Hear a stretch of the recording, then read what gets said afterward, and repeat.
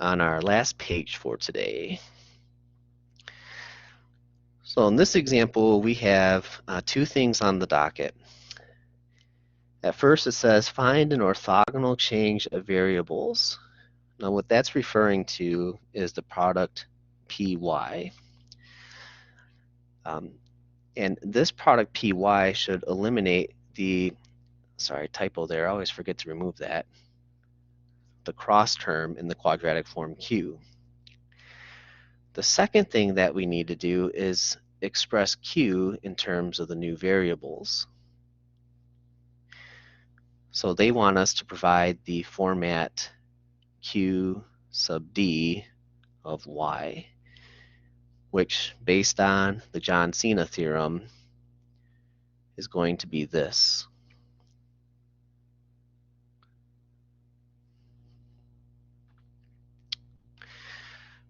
Now, there is quite a bit of work involved with something such as this. And it all has to rest upon the fact that we need a matrix P that orthogonally diagonalizes the symmetric matrix A, which raises another issue. The quadratic form presented to us is not in the format X transpose AX. Okay? So one of the first things that we have to do for something like this is to write Q as X transpose AX. Okay? Now, notice that there are three different variables involved here, x sub 1, x sub 2, x sub 3. So for x transpose, it's going to be a 1 by 3, where we have x sub 1, x sub 2, and x sub 3, meaning that our matrix A, our symmetric matrix A, is going to be a 3 by 3. Now, directly to the right of that will be the column form of that first matrix.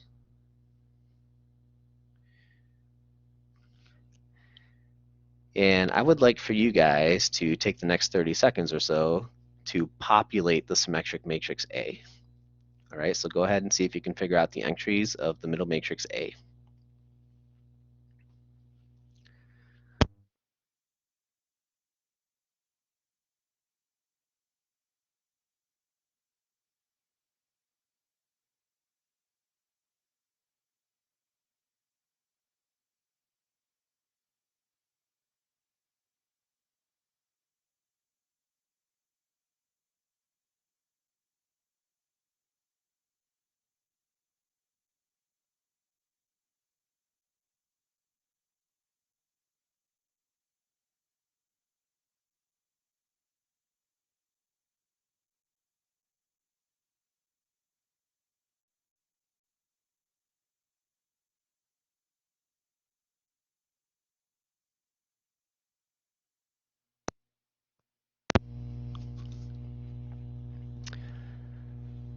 All right, let's see how we did. So the entries along the main diagonal will be the coefficients of these square terms. So 5, 2, and 4. Now there's only one cross term involved, and that cross term is x1, x2. So this coefficient of 4 is going to have to get split across two entries. And the two entries where half of this will go are right here.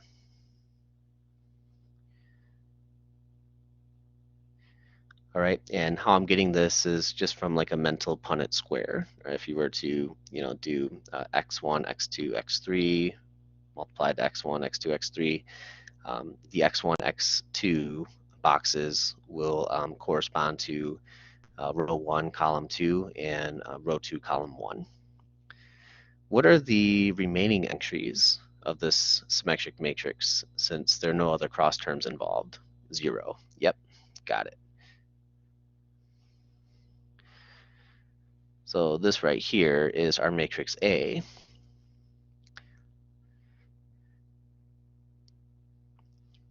Which takes us to step 2. I'm going to break this off so it's a little more organized.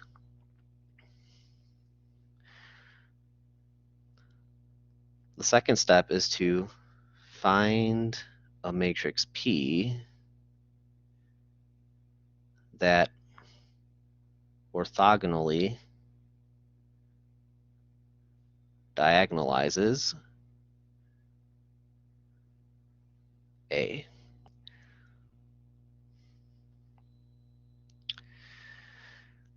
Now that's something that we were doing prior to the break. So essentially what we have to do is find the eigenvalues of the matrix A, and then find the corresponding basis vectors. Now, the key word here, though, or the key phrase is orthogonally diagonalizes. So you may recall that when we find those basis vectors, they have to be unit vectors, okay? So I'm going to include some of this detail here, but then there are going to be some details that I exclude just to kind of save us some time. I do feel it's important to include the matrix lambda I minus A, which will be the following 3 by 3. Along the main diagonal, we subtract those entries from lambda, so lambda minus 5, lambda minus 2, and lambda minus 4.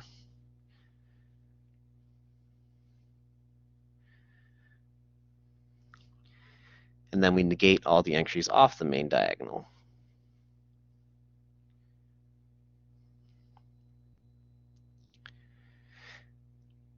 Now, to find the eigenvalues, of course, we would take the determinant of lambda I minus A and set it equal to 0, but I'm going to leave those details off, if that's all right with you guys.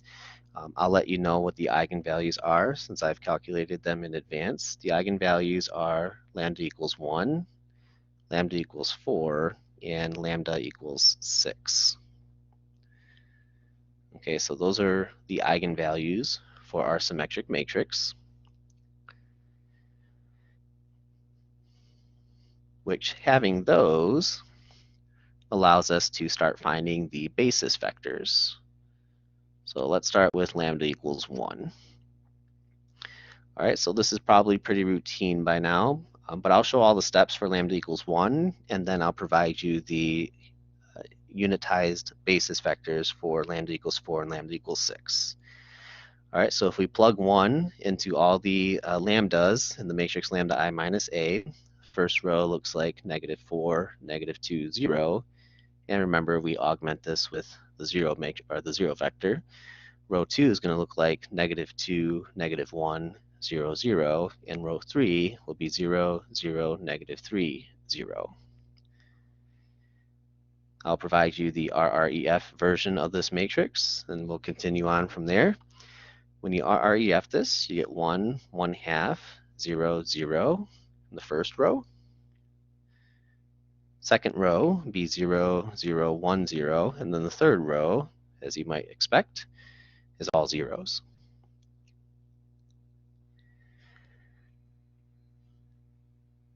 Let's go ahead and label our columns with X, Y, and Z.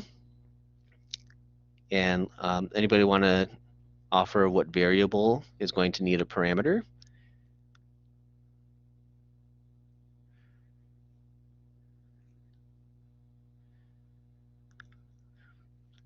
Yep.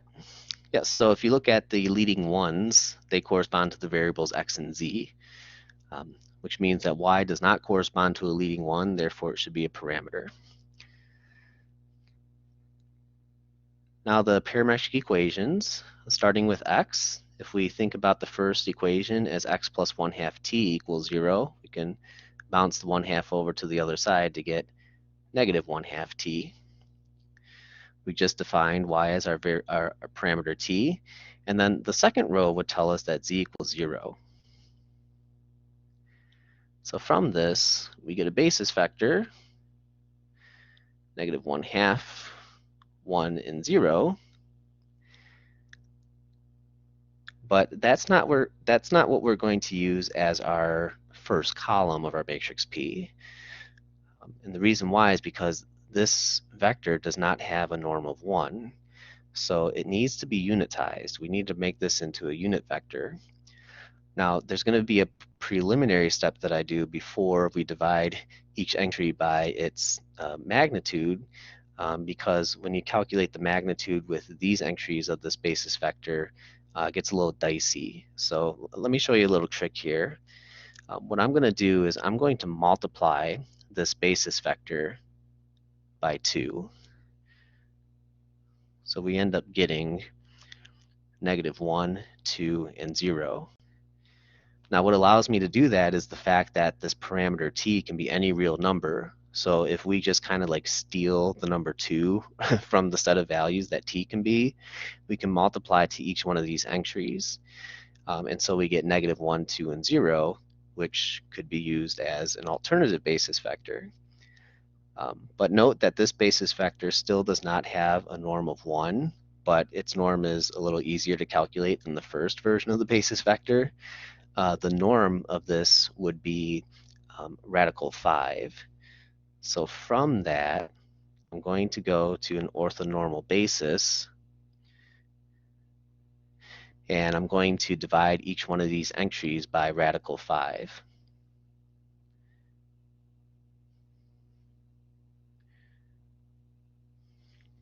And this is the vector that we should use as our P sub 1, or our first column of the matrix P.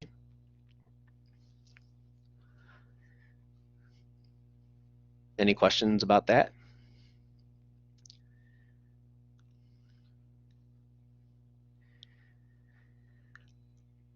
All right, let me go ahead and provide you the unitized basis vector for lambda equals 4. For lambda equals 4, you end up getting the following as your unit basis vector, 0, 0, 1. That's going to be our P sub 2. And then for lambda equals 6, you get the following basis vector,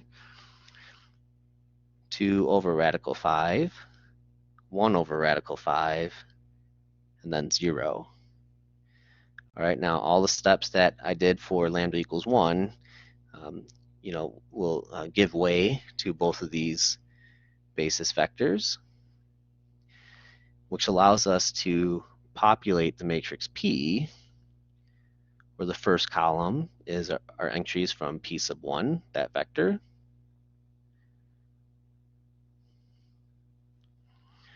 Our second column comes from the entries of the vector P sub 2, and then our third column comes from the basis vector entries P sub 3.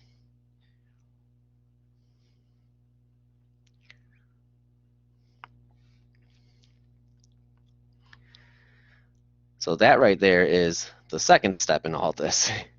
Do you guys have any questions for me so far?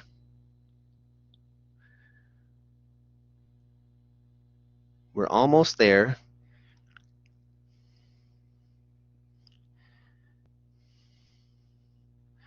Let me go ahead and break this off. And we'll do step 3, which is where we get the change of variables.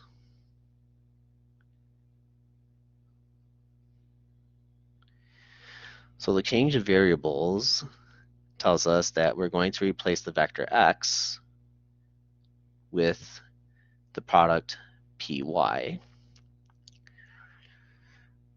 Now we just got done calculating the matrix P. So I'm going to bring that back in.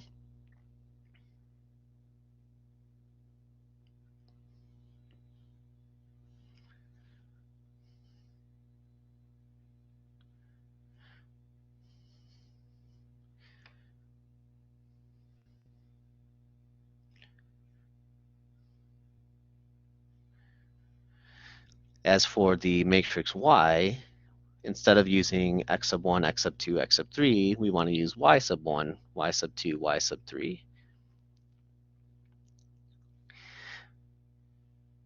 So it's probably a good idea to maybe rewrite the vector x in its column vector format.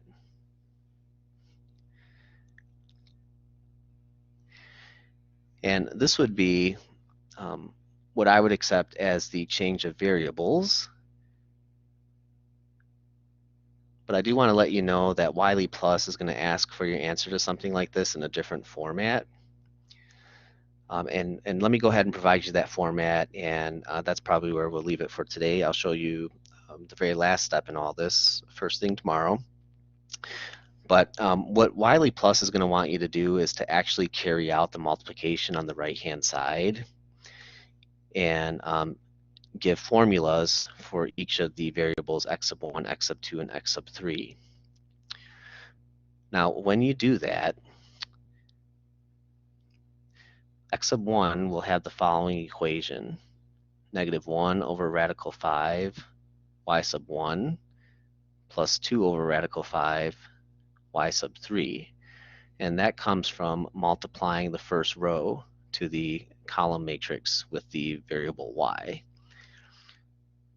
X sub 2 is going to be 2 over radical 5 y sub 1 plus 1 over radical 5 y sub 3.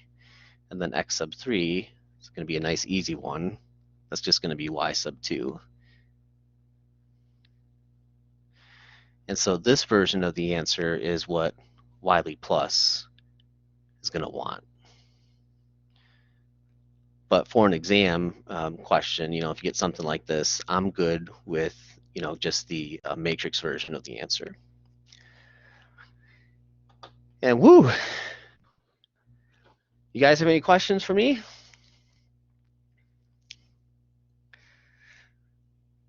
All right, well, we hit the ground running today.